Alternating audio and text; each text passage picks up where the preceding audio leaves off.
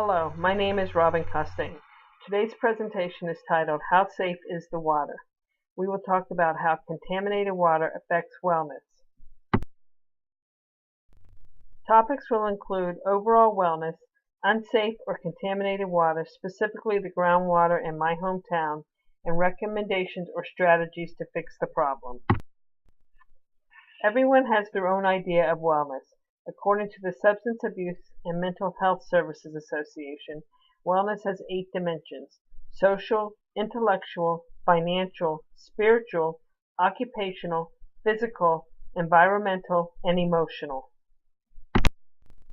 Social practices influence views of wellness. For example, physical fitness and eating healthy are important to me.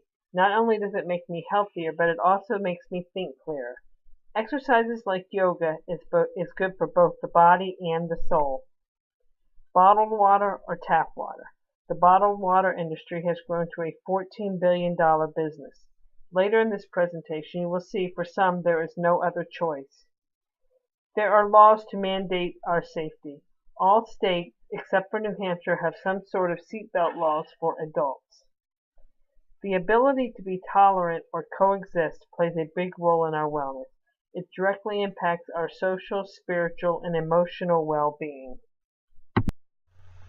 When you really think about wellness, the idea of it, we realize it comes from many different disciplines, such as humanities, in which historical events have affected our wellness, science, in which technology affects us, and business.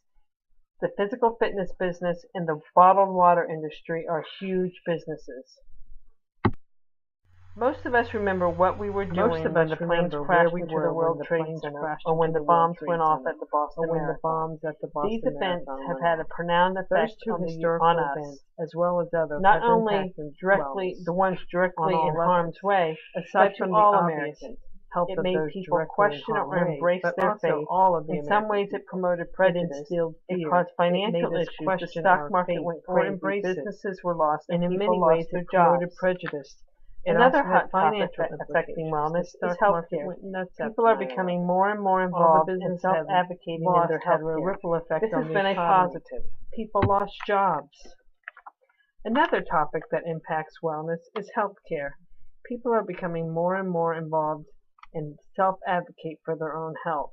This makes us feel more powerful in making choices together with our doctors. This gives people peace of mind as well as improved health.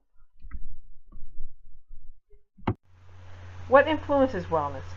This presentation is about safe water. The Environmental Protection Agency was created to make sure our water, air, and nature stays clean and safe. They are working with my town and surrounding communities that were affected by the bad water. They will monitor it and make sure it gets fixed and doesn't happen again. Healthcare reform has influenced wellness. If people cannot afford to go to the doctor, their health will suffer. Medical bills affect our financial and emotional wellness. With the new presidential administration, we will have to wait to see if it gets better. Historical events have had a both positive and negative impact on us. For example, we have seen Americans jump into action to help their neighbors and complete strangers. We are more aware of our surroundings. See something, say something. On the negative side, we are afraid. We think twice about going to major events.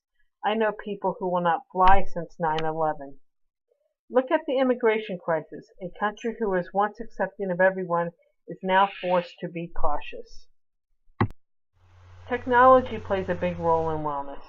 There are devices such as Fitbit to track our activities, apps for smartphones like Couch to 5K to help keep us moving, and medical advances such as bionic limbs, face transplants, and stem cell cloning. All of these technical advances have helped our overall wellness.